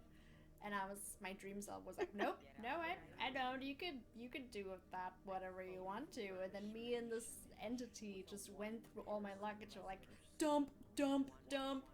And I swear to God, I woke up the next morning and there was a bunch of emotional garbage that just didn't faze me anymore. It's awesome. I never had a dream like that again, but oh God. That's the most beautiful, like literal version of going through your emotional baggage. Yeah. And that's also the beauty of dreams, right? It's funny, I taught a dreamscapes workshop earlier today for Spirit Weavers, which is like this big spiritual event, the spiritual community. And I talk to people about that. I'm like, you know, the ideal of our workshops isn't that you become like a lucid dreamer, or you can astral project or do any of these things that people think are fancy in dreams. The ideal of the the master dreamer is to live your dream, is to have no differentiation between waking and sleeping life, is to not imagine that like what is possible is just what is material. So I think a lot about how, you know, it was a dream that I had, my dad handing me a hymnal after he died that helped me create that album. I had no intention to create that album. And I had no intention to create that album because I never thought I was going to be a musician. I thought that was my dad's idea. But when he handed me the hymnal in my dream, I haven't really dreamt of him in physical form that often. I kept thinking on that, you know, in the beginning of 2020. And I was like, why would my dad hand me a hymnal? We're not even that religious. Like, why is he doing this? And then I was like, oh, and so I looked at the etymology of hymn. Of course, it means to sing. Right. So I was like, I understand the message now. But you need, like, your dreams are as informative as your waking life if you let them be. So I think it's beautiful that you allowed yourself to unpack your emotional baggage in your dreaming. That's a good way to save time and energy. Oh my God, it was so good. I loved it. Yes. You also do ancestral work, is that right? Yes. Altar work, research work, just like channeling stuff. Yes. What is that like? Give me like a overview. Oh well, okay. So I'm not. So there's the clairs, right? The clairs, the clarity, because clair comes from clear, right? So people who are clairvoyant, they have clear vision. There are people who are clairaudient, they have clear hearing. There are people who are clairsentient, they have clear like feeling, sensory perception. I am claircognizant. So cognizant is I'm clear knowing. The way I describe this technically is I know what I need to know when I need to know it about what I need to know it about, and I forget. So I really love that because it helps me not be all up in other people's business, and not to carry around their baggage. But because I have this ability, I often will speak to people and then get messages for them, right? So when I'm getting messages about someone, you know, for instance, someone I've known since middle school, who I talk to sporadically, but who I don't like text. We don't have a texting relationship. It's more like if I'm in town, I'll see them. And if they're in town, they'll see me. But I had this thought one day and I was like, they need to be writing. Are they writing? When's the last time they wrote or something? It was a very odd thought. And I was thinking about it so incessantly over the day that eventually I was like, oh, somebody is here telling me this. I was like, these aren't my thoughts. I'm like, I have no reason to be thinking about this. So because I'm not clairvoyant, I don't see spirits, right? I'm not clairaudient, so I don't hear spirits. But I get an impression. Do you remember that toy that we grew up with in the 90s that had the little like metal pins and you stuck your hand in it and it would make the okay. Yes. That's what that's the best way I can describe claircognizance. Oh, it's like an impression. It's like an impression. It's like an impression. And as soon as I recognize the shape of it, it goes away. So that day I hit up that friend. It's like and I was I can stop struggling passing on the message now. She got it. Exactly. And then I deliver the message to the friend. Hey, have you been writing? I know I haven't texted you like in 10 years, but are you writing? And they were like, actually I'm not. And I'm glad you asked me that. I've been thinking about that a lot recently. And then I didn't have that pressure on my back.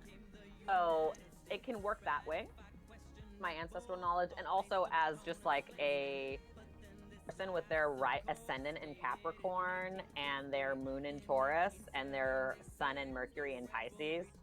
Basically, that just means that I am really fascinated by technology and research. So I have just naturally become very good at finding ancestral research on the internet because I use the internet with purpose, right? Like when I recommend to people how to do research, I'm like, if you're Googling something and you're not going past page 5, fucking up. You need to be on page 17. All, like, up now. Exactly. You need to be on page 17. You need to randomly go to page 574. And you need to just see what's out there because internet is like space, like the cosmos. Yeah. The internet works just like the universe does. It's random. It's multidimensional. It's got there's all these ports. It's almost like an interdimensional way station. And no matter how much information is on there, there's always new information coming on. So it's like you can use the internet as a divination tool the same way I use cards. You have to be willing to do enough research. So I've just become really good at helping people find the documents and the actual legislation or writing or images sometimes of their own ancestors, just because they didn't actually believe they could find it on the internet. You can find all that shit on the internet if you look well enough. So between why I said my ascendant's in Capricorn is because Capricorns are typically known to be like very anal retentive about like log keeping and research and like administration. It's something I take a deep pleasure in, sometimes getting really deeply embedded into programs or systems and like clicking on all the things and figuring out how it all works. And that just made me not discouraged by history, because a lot of people think, oh, that was a long time ago, there's no record of that, but it's like writing has been around for a long time. Like the printing press has been around. These are some of our, other than the wheel and fire, these are some of our oldest technologies. Writing, language, fire, the wheel, and like the printing press. This is like our first versions of technology. And Yeah, so, very true. And now there's so many different media of how we translate information. It's almost like, are you even looking in the right place? It might be at like a totally different internet corner than you'd expect. yes, and that's the fun. And so I will take people through that research, and I'll just speak to them in the way that I speak, as a soothsayer, as a truth teller. I always tell people with my tarot readings, like, I don't give you the reading you want, I give you the reading you need. So like, don't come to me if you just want to hear some shit, because a lot of people come to me and like, I want to hear about my love life. Yes, exactly. I want to hear about my love life. And like, really? Because the cards are talking about some sexual abuse in the family when we were 13. They're talking about a lack of confidence here, and they're talking about career stuff. Tough. People will be like, you know what? I don't want to do this. I'm like, yeah, okay. Because I call my readings tarot P. Because it's tarot therapy. We're going to talk about all the deep things. and ancestral stuff often comes up, right? Like we make an agreement on a spiritual level with our, not only our parents, but with our ancestry. You know, you're choosing your genetics. You're choosing to be German. I'm choosing to be Belizean, Ugandan, United States American. We're choosing these experiences, excuse me, choosing these experiences in order to learn something unique about ourselves. The way that I think about it is like, we come to Earth to forget who we are and remember ourselves from a different perspective. So it's like, you know, when we say, I'm noble, or this is my belief, or these are my ethics, it's like, okay, what about if you get amnesia? Then do you still care about that shit, or was it your conditioning? Or was it your nature, right? So we come here to find out what we're really made out of. And we learn through the way that we construct our character over the course of our life. And the way that we construct our character determines who we are. But that's a whole picture kind of thing, right? Right. We are so negative and referential that we usually think of book as finished in the present. Almost like we think we're reading, it's like we're the kind of people who use the present as if it were the theoretical last page in the book. Yeah, the end goal. Right? And we're reading it and we think we know the whole story that came before it. The story's ahead. You're not even reading the book in the right direction. So true. So, like, why would you be knowing the narrative? And that's the thing about humans. We do have storytelling intrinsically in our blood, right? We have tens, if not hundreds of thousands of years of telling each other stories and speaking to each other before writing ever was anything. We were speaking before we were spelling. And in fact, one of the original meanings of spell is to speak. Because you had to spell words before, like you had to speak the words before you even had concepts of like, yeah. oh, what letters make this sound? I love Oh, let's write this down. I love the whole notion that like the alphabet and the ability to write down is a form of magic, which we take it so granted, you know, nowadays, but just the ability to like set something in stone, like literally have it there for others to see without your presence being necessary. Oh, that must have been so mind-blowing. Thousands or yes, whatever and from many spirit, years ago. Right? And these are the impressions that we can make. Now, sometimes we make them individually, right? Like sometimes you'll have a life where you're like a Cleopatra, or you're I don't know, like a Kunta Kinte or whatever, and your name becomes canon in the history of humanity, right? Other times what you're talking about being chiseled in rock is Stonehenge and the pyramids, right? Like that was a group effort. No one person did that. Those people are gone. Like their labor, their efforts, what they achieved is very clear to this day. And they set that shit in stone. And from a spiritual level, this is why we come here.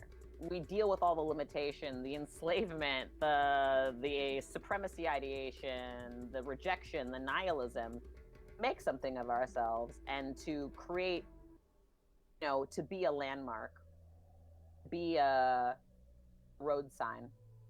That's the ideal that you have in your own ancestry too, right? Like you want to be that relative in the family line who was authentic, that when our nieces and nephews or our cousins or our second cousins, one person in the line who was looking for somebody who is their puzzle piece example, right? They're looking for their corner in the family, like who in my whole family has done shit?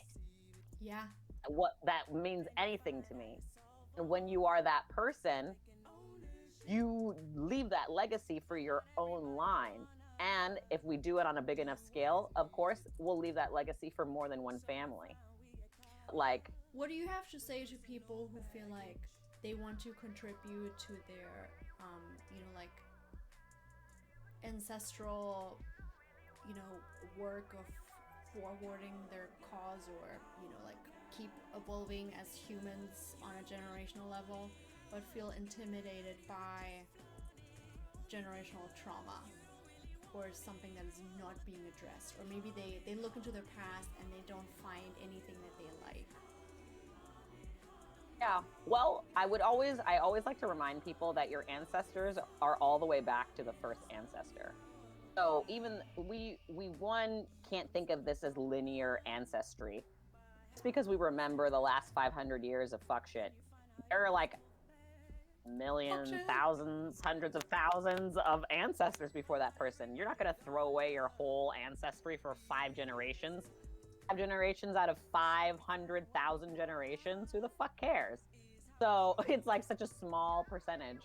What I would also say is, I don't hold the crimes of the living against the dead. So when someone is dead, I have grace for them and I have mercy for them. Literally, like a Nazi, a KKK member, a serial rapist. These are all people who, whether we can judge them, but this is the best they could do in their own minds. It was literally the best they had to offer. You know how we know that? Because they died and that's all they did. That's literally all they could do. And so you got to have compassion for your fucked up ancestors, because they did it and look like evil or abhorrent or terrible, so that you're not the ancestor who made that mistake. You have the luxury judging them because they did something that you might have very well had done. They didn't do it first. And they showed you the proof of, and they tested for you the worthiness of those decisions. So, like, when people pass, just speaking about this earlier, this is also to do with the binary, right? Create this entire definition in opposition of something. So let's say white supremacy gets its answer and all dark skin and black people die. What is the white supremacist ethos without black people? Now you need a new target, because the entire thing that you predicated your ethoses on is gone. The same thing is true of patriarchy. Okay, all the cis women and all the birthing women and all the anatomically born women and all the passing women and all the women are gone. So now what does patriarchy have to define itself against? Like, what are you better than? Like, there's no pussies anymore. So now what's the derogatory term? So we forget that our antagonizers define goodness in our minds. Define the opposite of them in our minds. So when they're gone, let's say you had a misfortune, or you chose the particularly challenging lesson of being in a family of physical abuse, or a family of fucking incest or molestation or something like that, and the person who perpetrated those things leaves the earth. They're dead. Now you're the one keeping their memory alive. Now you're the one remembering them as if they're still around to enact the things that they did. Now you're building up their narrative, and you're doing it with your own consciousness free of them. Which is coming back to what you said earlier about choosing which present moment you choose to be and live by, and thereby bring that effect into the world. Exactly. And then you become the self-fulfilling prophecy that you said you didn't want, because you think that you have to, because somebody told you that you had to, who you agreed with, who then died, who you're still agreeing with. So it becomes this spiral. So one, I will always suggest that you face what you fear. Fear is an alarm system. It's not there to destroy you. It's there to show you that something is there. It's like an alarm system on a car, informing you that there's information there that you have not seen that could be, could affect you negatively, in your opinion. Then there's the other part where the dead literally did the best they can do. Like, think about humanity. Think about the history of our species. Are we getting A's on this test? I don't know. But at the same time, this is we're at the place that we are. Humans before us did what they could do. So this is where we are. And there's no point in projecting that truth. The point more so to see that truth from a new perspective. And the only way that you can do that is by incorporating it. You can't deny that truth. And the third prong of ancestral like work is to appreciate the struggle. Like appreciate the real struggle Right. that humanity has been. Like we have come a long way from grunting and running away from saber-toothed tigers. And we did that together. And so, you know, not everybody was a shining example. Not everyone was the puzzle piece they needed to be. Yet, because they weren't, we can use that as reasons to actually be that way. So that's also what I was talking about finding the positive effect. Positive effect of your negative ancestors is that you're alive to be different. It's not that the positive effect of your negative ancestors isn't that you get to never know that they existed. The positive effect is knowing that they existed and finding a way to thrive anyway. Because if we look back on humanity, it's just a bunch of fucking raping, pillaging liars.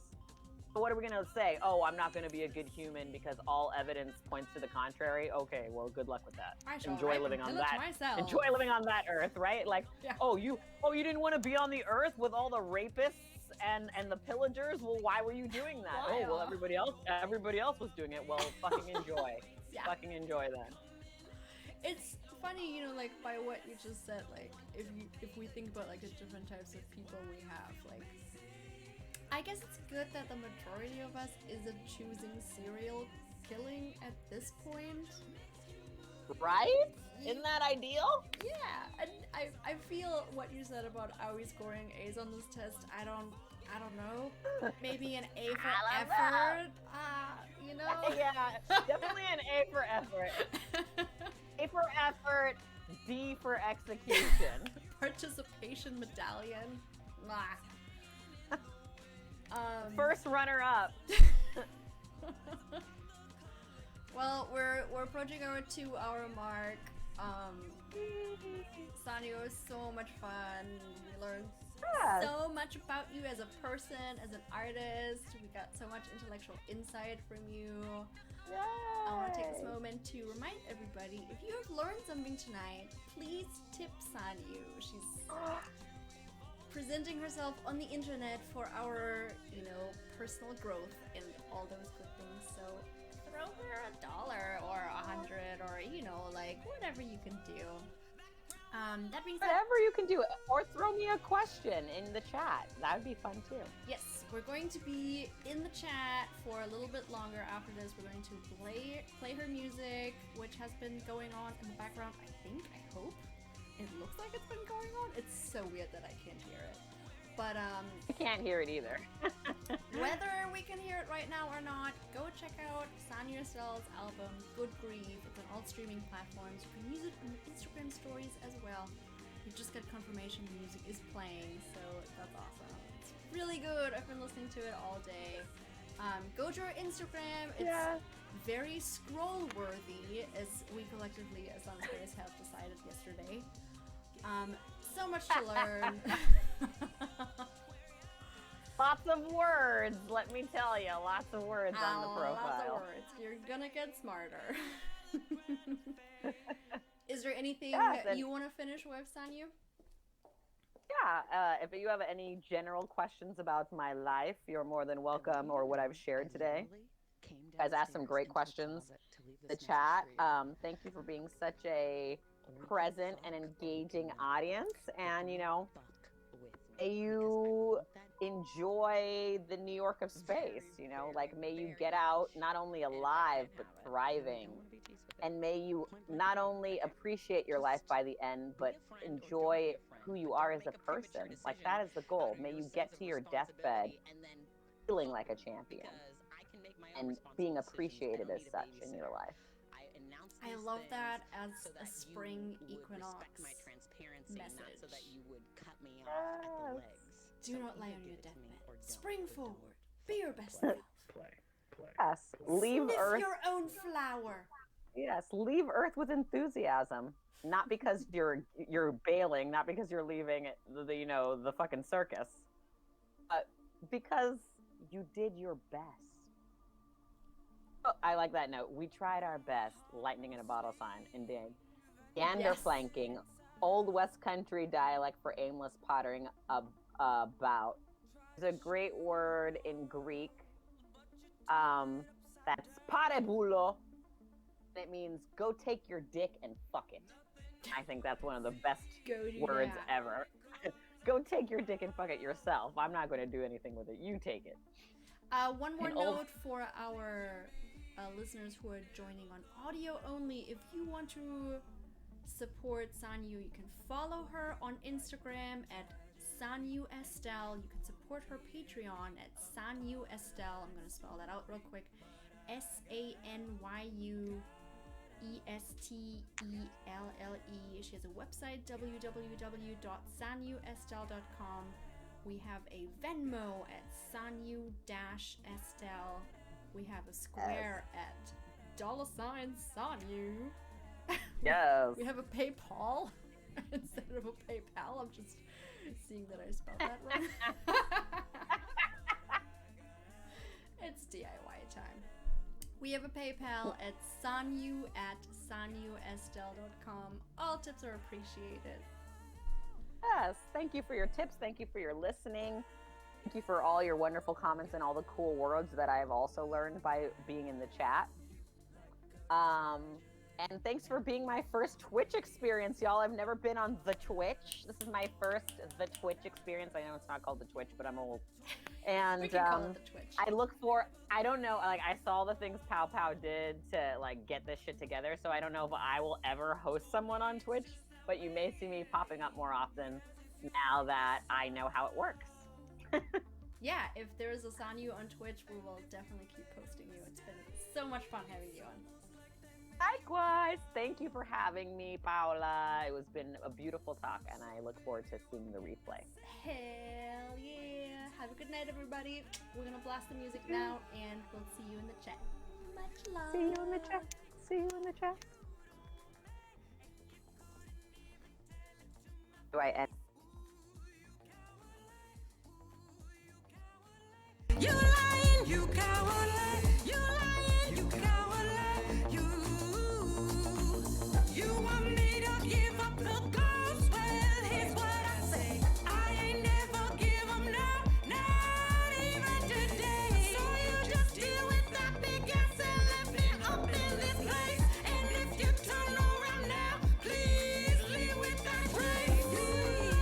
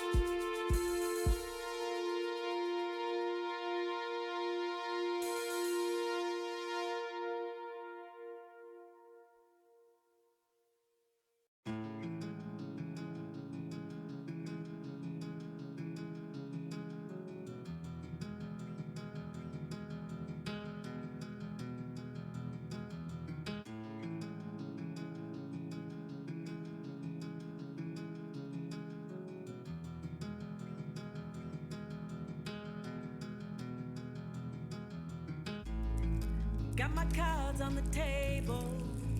Don't know how I'm able to know what I know, but they show what they show.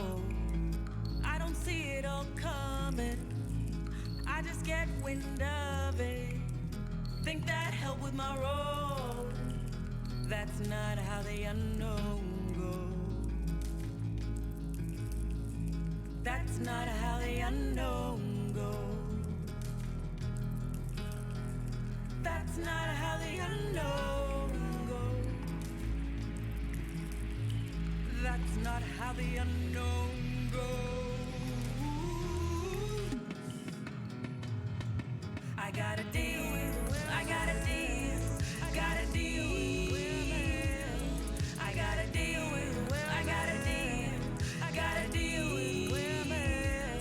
I gotta deal, I gotta deal, I gotta deal, I gotta deal with, I gotta deal, I gotta deal. Don't worry where it comes from. Just know where it's relevant. Suspend your disbelief. Tell me what you perceive. Here's a lay of the land. I speak in trance speech. Didn't get what you want, but is it true what I read? I gotta deal with, I gotta deal, I gotta deal with women. I gotta deal with, I gotta deal, I gotta deal with women. I gotta deal with, I gotta deal, I gotta deal with, I gotta deal with, I gotta deal, I gotta deal with, we gotta. Yes, I'm a soothsayer, just a truth conveyor. Make no apologies for saying what I see. You want it to be logic, but sense is out of street. 'Cause you need what you want and don't want what you need. You should want what you need. Don't you want what you need? Won't you want what you need?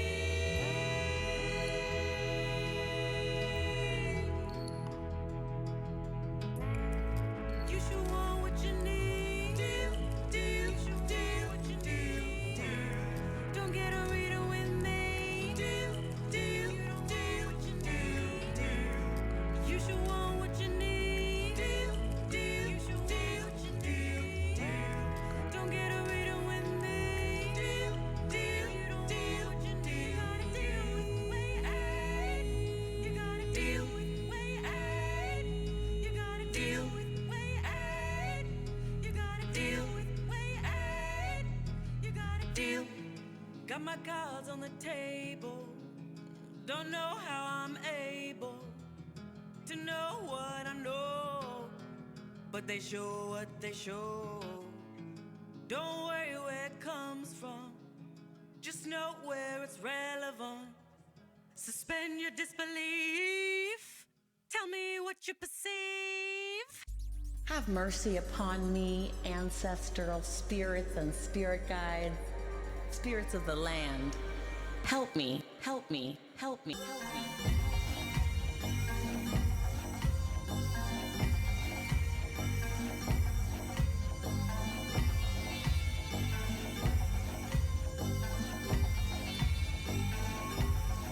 They set out to see what it could be. 'Cause they had a need, a hunger to feed. Homeland wasn't a home, so they sought the unknown, wanting to belong, but they sang a different song. Had it in their mind, everything I see is mine. That gave them the spine to come and climb up the crag.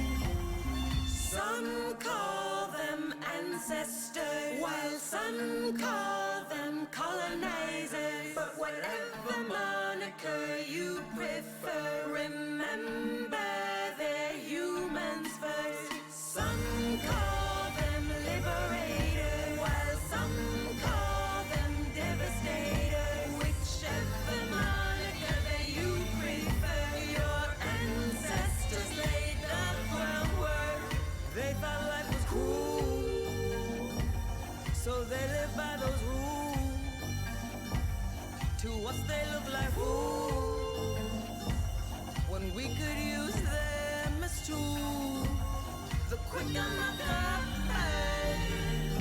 Found out so you don't discover that terror has no cover and fear has future lovers. We had it in our minds. Everything we see in time has no relation to a crime, but the results are divine. What you reap, someone sows. Stop acting like you don't know how you got the pre-love to act like you're better. 'Cause some call them ancestors, while some call them colonizers. But whatever moniker you prefer, remember they're humans first. Some call them liberators, while some call them devastators. Whichever moniker that you prefer, your ancestors laid the groundwork.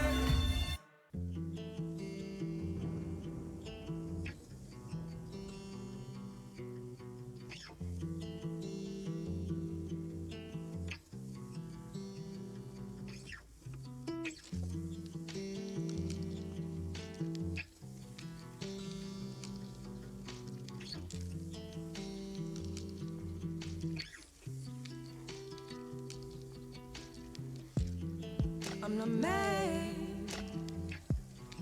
you're not wrong. I'm not sad, you're not strong. These are just the stories I tell myself, since you won't say none. 'Cause you ain't even know how to show up without being gone. Listen, I am in my element. Ain't no use in coming in unless you can weather the storm. Listen, I'm a beast, no apology. Fight the storm, won't fuck with me unless I'm not right, you're not true, but you're not me, and I'm not you. These are just the irreconcilable differences. 'Cause neither of us was mature enough to settle up. Listen, I am in my element. Ain't no use in lying. Because I'm done. Listen, I'm a beast, no apology. Fight the storm, won't fuck with me. You will remember me when I'm gone. Remember, remember me when I'm gone. Remember. Remember me when I'm gone. Remember. Remember me when I'm gone. Remember. Remember me when I'm gone. I am in my element. Ain't no use in coming in unless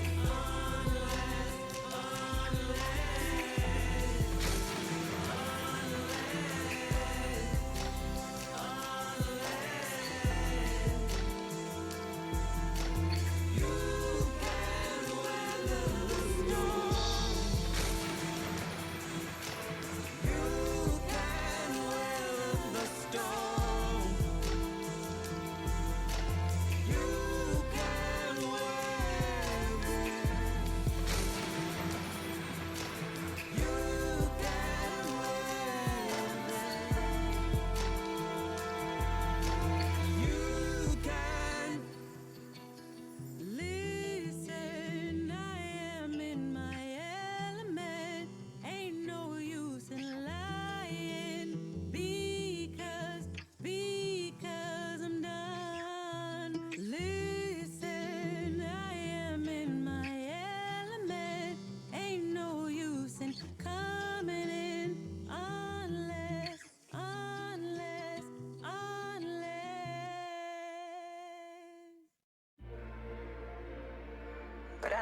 post today. Actually, when I started listening, I don't know if I told you this. I started listening, I think I did, to dialogues with the future self. And after listening to Going Mad and Recreating Yourself, and what I'm realizing is, like, what I'm learning in each of these relationships, whether I know why they work or not, what I'm learning is to be more honest and to not be concerned with that, you know? It's like, it's one thing to, you know, tell someone something important to you and get the mockery of it, right? Not that it's a secret or anything, but like, to not be received in that way. But instead, I'm just like, oh, you know, I want everyone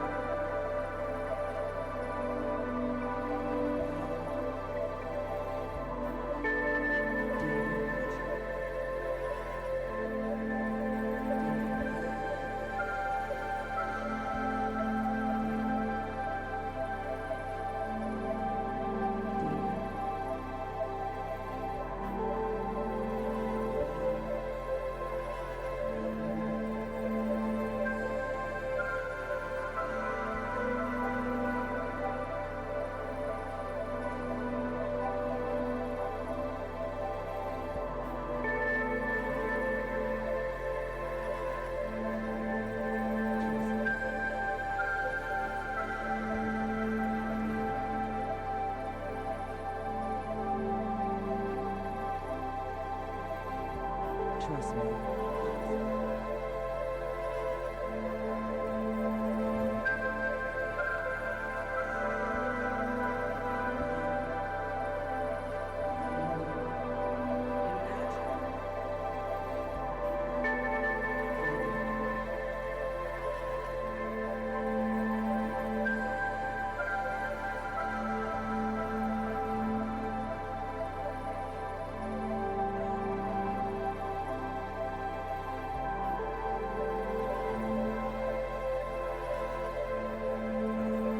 me.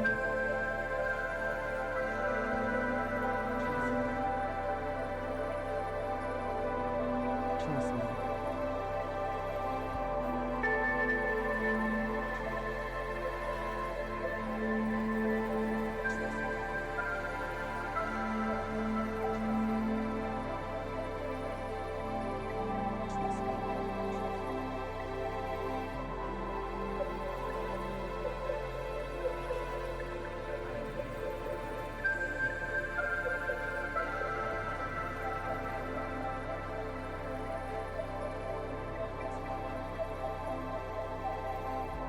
Trust me. Trust me.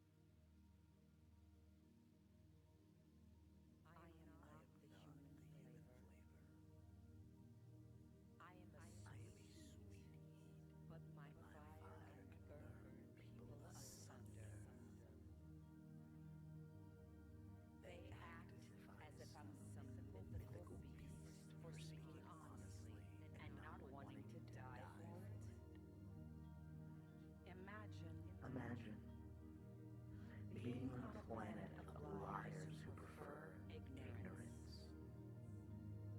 I know, but trust me, it is very much a place.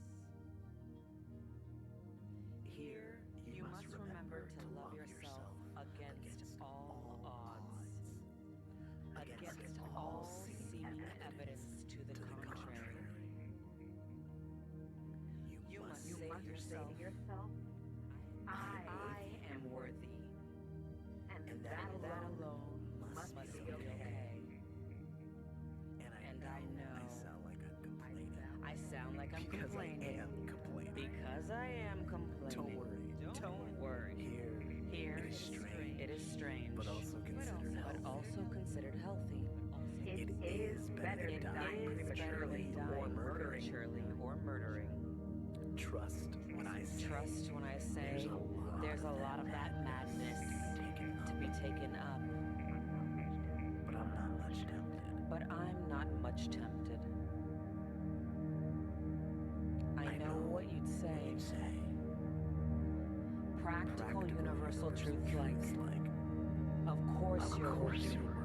And why would you knowing that be enough? And it's a good question. Because ultimately, it has to be enough for me anyway. But it doesn't feel like much to say in a world that isn't very effective at listening.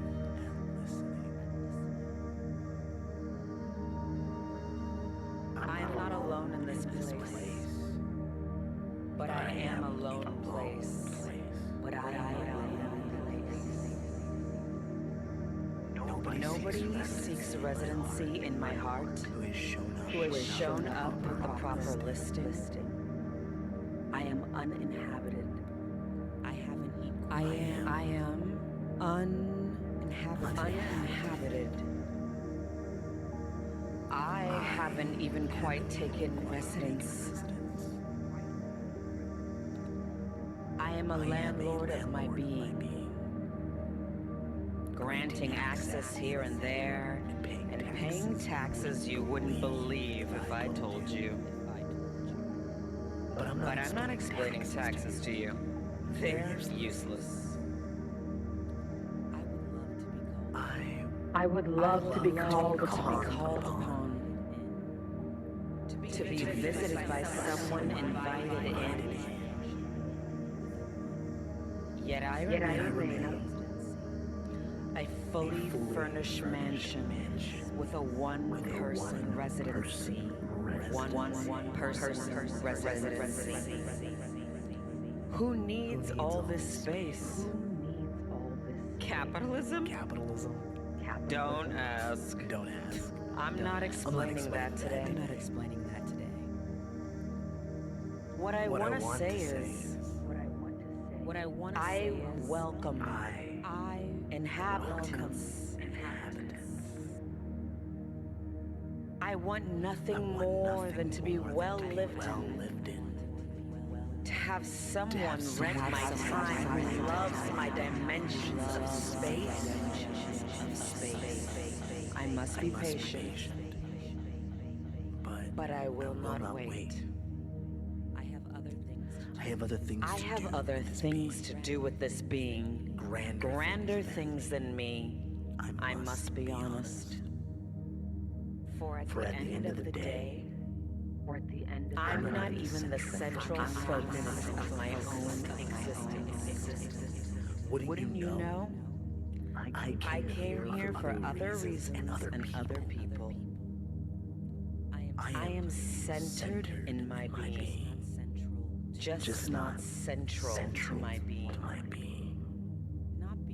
It's wild. Not beyond my control. Not within my reach. I am very consciously making it up along the way. So is everybody.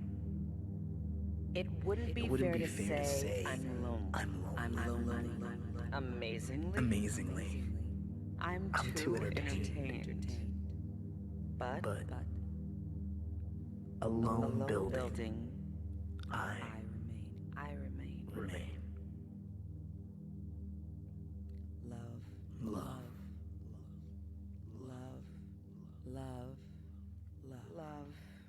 Love.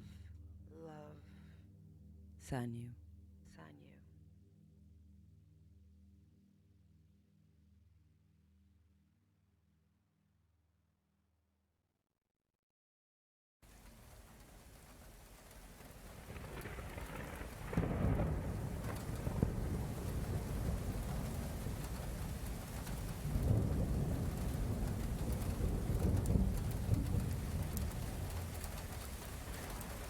Hey, Sanyu, Dad, please call me back.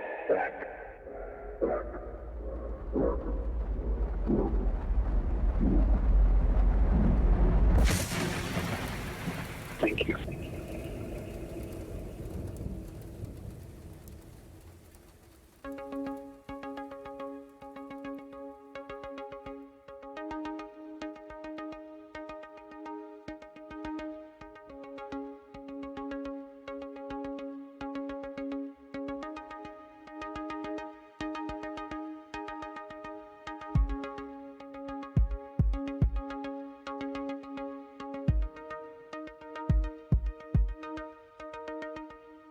You think you know my city, you think you know her name. Thought you land in Hollywood, but you in LA County. Lance towards the Tongva and the Chumash upstream. That's when LA had water, now the river concrete. First colonized by the Spaniards, they sent missionaries. Most mestizo or mulatto means Europe was raping. New Spain thought they could get it in 1821. Called it Alta California, land of the setting sun. British don't know how to share, wage war with Mexico. Claim California America and let her people go. The Chinese built that railroad, then men came searching for gold. Used up their privilege and hope, most then became drunkards. Lost in Los Angeles. Lost in Los Angeles. Lost in Los Angeles. Lost in Los Angeles. You came here to make it. You came here to make it. But will LA break ya? But will LA break in Los Angeles? Whacking women, children in misery loves company. More genocide and war. Then came the United States. Ratified, questionable, all based upon enslavement. But then this last, of course, stated in 1850. In 1876, the railroad reached LA shores. Little did we know that would bring Guinea and Tabarot. By the turn of the century, Anglo-pop construct black gold. Mad, racist, and trifling, they used up all their water resources. You seen that film Chinatown? That movie Cishead is what? One thing it keeps real. LA been corrupt as fuck.